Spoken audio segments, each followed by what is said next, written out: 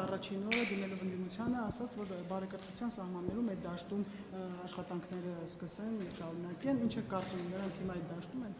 Դե մինչ այս պահը ես կարծում եմ, որ նիստերը բավականին նորմալ հունով են ընթանում, նաև բովանդակային առումով կան բացառություններ, իհարկե դա բոլորը նկատում են, վստահաբար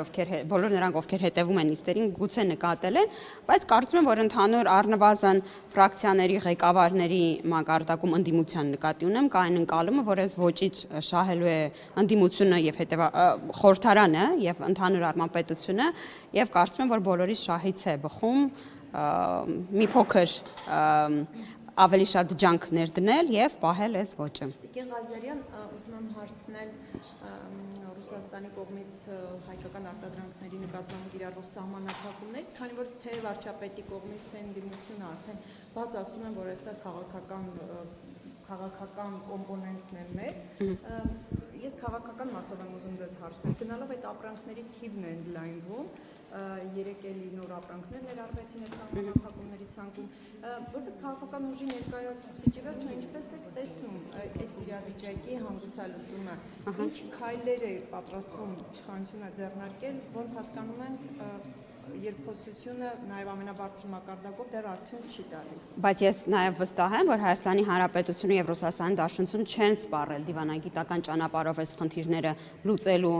տարածքը, այսինքն մենք չենք սպառել բոլոր հնարավորությունները, գործիքները եւ ի վերջո սա միայն Հայաստան-Ռուսաստան հարաբերությունների մասին չէ, ինչպես վարչապետը արդեն նշել է, սա առհասարակ նրա մասին է, թե ԵԱՏՄ-ն կա թե չէ եւ գործարկում է իր բոլոր մեխանիզմները թե չէ։ Այս պարագայում մենք վստահ ենք, որ դիվանագիտական ճանապարհով, երկխոսության ճանապարհով հնարավոր է լուծել խնդիրը, բայց զուգահեռաբար ուզում հիշեցնել, որ Հայաստանի Հանրապետության համար դիվերսիֆիկացիան եղել է եւ կա կարևոր օրակարգ եւ Հայաստանի Հանրապետության կառավարությունը շարունակում է զարգացնել գործիքակազմը այս մասով նույնպես մենք ուրեմն բացի նրանից որ հայացքը ուղղել ենք դեպի ԵՄ եւ դա բավական երկար ժամանակի ինչ անում ենք օգտվելով կառավարության տարբեր ծրագրերից, մենք նաև փնտրում ենք այլ շուկաներ եւ այս մասով թույլ տվեք ասել, որ հաջողել ենք, որովհետեւ լսում ենք այնպիսի ուղղությունների մասին, որոնք ընդհանրապես ավանդական արտահանման ուղղություններ չեն Հայաստանի Հանրապետության համար եւ ես վստահ եմ, որ զուգահեռաբար թե խոսելով ԵԱՏՄ մեր գործընկերների հետ միաժամանակ դիվերսիֆիկացնելով մեր արտահանումը, մենք կկարողանանք սպասարկել քաղաքացիների ակնկալիքները։ Ղազարյան, որ ասում եք ձեր կարծիքով չի սպառվել դիվանագիտական ճանապարհով լուծումներ գտնելու ճանապարհը, կարծում եք կստացվի երկխոսությամբ հասնել նրան, որ հանեն է սահմանափակումները, որ ըստ էության ասվում է, որ քաղաքական ճնշման գործիք է, որ Ռուսաստանը գործածում է։ Ես վստահ եմ, որ Ռուսաստանի Դաշնությունը համարելով Հայաստանի Հանրապետությունը որպես կարևոր գործընկեր կշարունակի խոսակցությունն այս մասով եւ կկարողանա հանգուցալուծել այն ենթադրյալ խնդիրները, որոնք մենք բնականաբար չենք տեսնում, առհասարակ ես կարող եմ ապավինելով մեր տարբեր ինստիտուտների գնահատականն ասել, որ այդ խնդիրները չկան, այսինքն այստեղ մնում է միայն, որ մեր թե արտաքին գործերի նախարարությունները եւ տարբեր գերատեսչություններ իրենց հնարավորության շրջանակներում կարողանան հանգուցալուծել այն խնդիրը, որի առաջ այս պահին գյուղացին կանգնած է։ Սրա հետ կապված ընդդիմադիր պատգամավորներից մեկը, որ նաև ամբիոնից խոսեց այդ մասին, Հայկ Ֆարմանյան առանձին զրույցում էլ ասաց, որ իշխանությունը սպառել է գործիքակազմը եւ միակ տարբերակը, որ հիմա ունեն, դա հանրաքվեն է, որը կարող են դնել եւ այսպես հասնել հանգուցալուծման, որովհետեւ ասում եմ, եթե անգամ հայտարարեն, որ ԵԱՏՄ-ից դուրս չեն գալու, եւ նույն իշխանությունը ունի լեգիտիմության խնդիր եւ դա էլ չի լինի լուծում, այսինքն նկատում ինչ հանրաքվեի մասին է խոսում։ Այն հանրաքվեն, որը Ռուսաստանից պահանջում են անցկացնել Հայաստանում։ Ես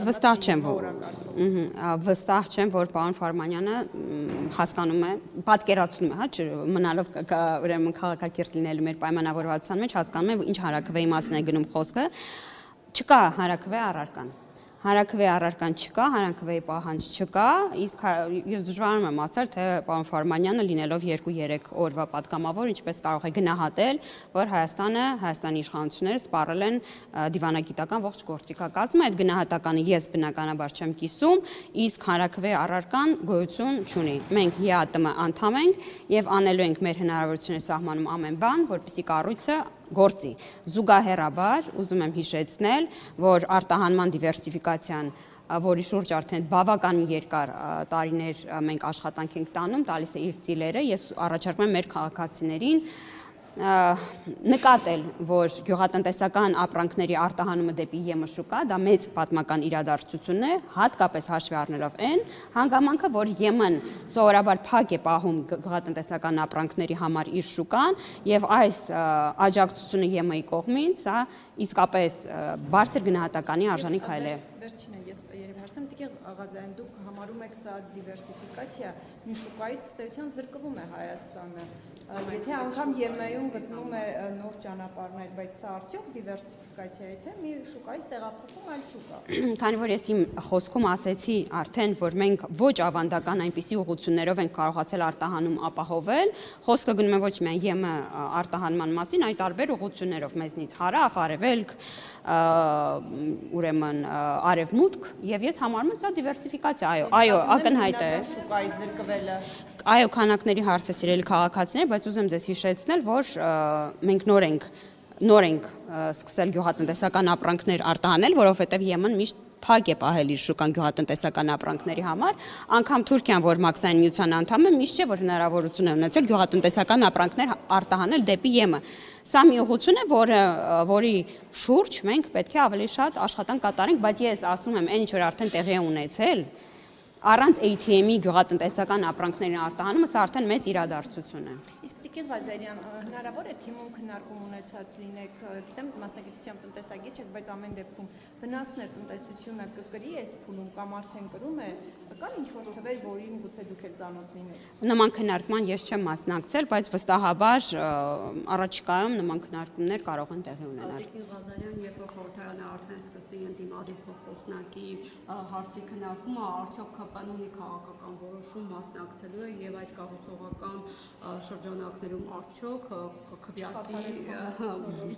անդիմության տեխնացուի նման որոշումներ մենք սովորաբար կայացնում ենք հարց ու պատասխանից հետո։ Դուք նկատել եք, որ մենք սովորաբար ֆրակցիայի նիստ ենք գումարում, լիագումար նիստերի դալիճից հետո հարց ու պատասխանից հետո, որտեղ որ արդեն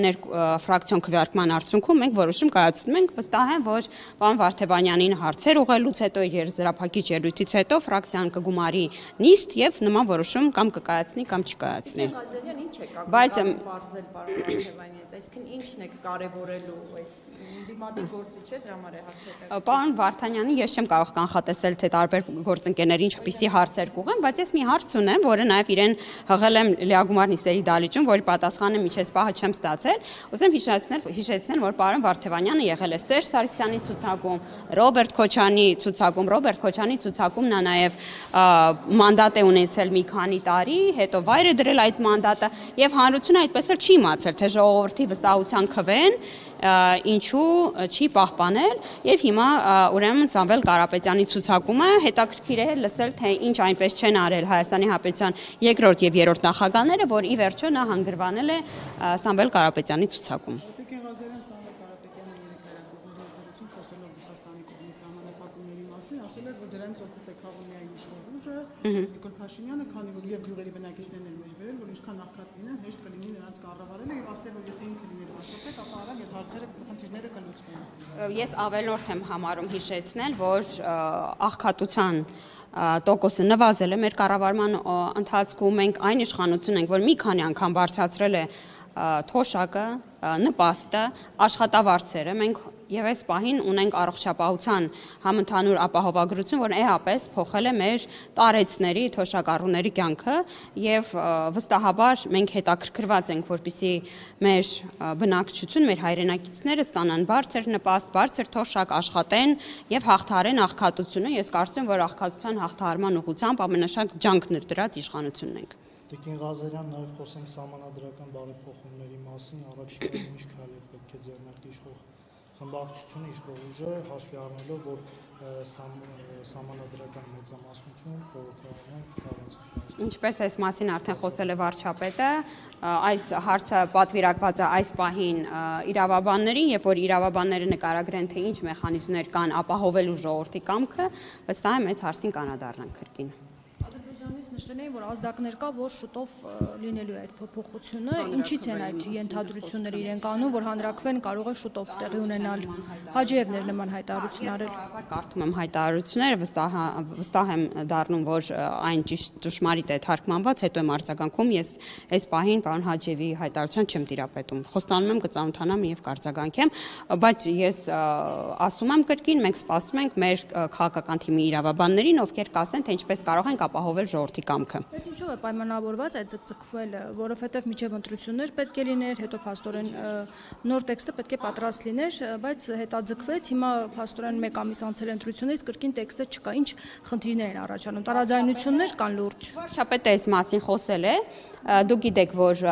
Տիկին Գալյանը հյուրընկալվել էր նախորդ գումարման խմբակցությունում իշխող մեծամասնության, դրանից հետո Տիկին Գալյանը դա կրկին արձանագրված փաստ է ներկայացրել է ծրագիր բովանդակային առումով նոր սահմանադրության տեքստը վարչությանը, հնչել են առաջարկներ եւ վարչապետը նշեց, որ վարչությունը ինչ որ պահի պետք է վերադառնա այս քննարկմանը եւ ամբողջական տեքստը ներկայացվի, ֆրակցիայում նույնպես եղել են քննարկում։ Տեղեկություններ կան, որ հիմնական տարաձայնությունները անկախության հռչակագրին են վերաբերում եւ դա է պատճառը նաեւ, որ այսքան ժամանակ չի հրապարակվում տեքստը։ Նման բան չկա, ամեն դեպքում խմբակցությանը ներկայացվել է տեքստը առանց այդ մասի շուրջ քննարկումներ չեն եղել։ Ավելի շատ բովանդակային այլ գլուխների վերաբերյալ քննարկում ենք ունեցել։ Ամբողջապես ծանոթանալու հնարավորություն չեմ ունեցել միջև պահը, հա։ Ազարյան, իսկ ընդհանրապես ընդդիմության հետ այս համագործակցությունը ոնց եք պատկերացնում, նաև իրենք շատ են խոսում փողոցային պայքարի մասին, որի ժամկետները այդպես էլ չեն նշում, ու երբ որ մանդատները վերցնում էին, ասում էին մանդատը զենք է, որ մենք պետք է օգտագործենք, բայց նաև ասում են, որ հիմա զինադադար է, հա, հետո արդեն իրենց այսպես գործողությունները կտեսնեն։ Ժորժ ջան, ես մտավախություն ունեմ, որ երբ որ մենք խոսում ենք բարեկրթության մասին, տպավորություն է ստեղծում, որ մենք տարաձայնությունների մասին չենք խոսելու։ Մենք այս ընդդիմության հետ գրեթե ոչ մի հարցում համաձայնություն չունենք, բայց սա դեռ չի նշանակում, որ մենք քաղաքակիրթ ձևով առանց անձնական վիրավորանքի չենք կարող քննարկել այս հարցերը։ Սկսած արտաքին հարաբերություններից, վերջացրած սոցիալ-տնտեսական հարցերով, մենք ունենք շատ լուրջ տարաձայնություններ, բայց մեր ժողովուրդը պետք է կարողանա տեսնել քաղաքակիրթ խորհրդարան, որին հետևելը հաճելի է։ Ես կարծում եմ, որ այս 2 օրերի ընթացքում մենք կարողացել ենք ունենալ բավականին բարեկիրթ, միաժամանակ սուր բովանդակային քննարկում։ Եվ ես կարծում եմ, որ խորհրդարանական ընդդիմությունը պետք է վերցնի իրեն հասանելիք պաշտոնները, որպեսզի չխաթարվի խորհրդարանի գործունեությունը, այս մասին կա նաև Սահմանադրական դատարանի որոշում։ Մենք պետք է 5 տարի միասին աշխատենք ի բարօրություն Հայաստանի Հանրապետությանը։ Մենք ստացել ենք բավարար քվե օրենսդրական գործունեությամբ զբաղվելու համար, բայց ակնկալում ենք, որ Հայաստանի Հանրապետության խորհրդարանական ընդդիմությունը նույնպես կմիանա մեր այս աշխատանքներին։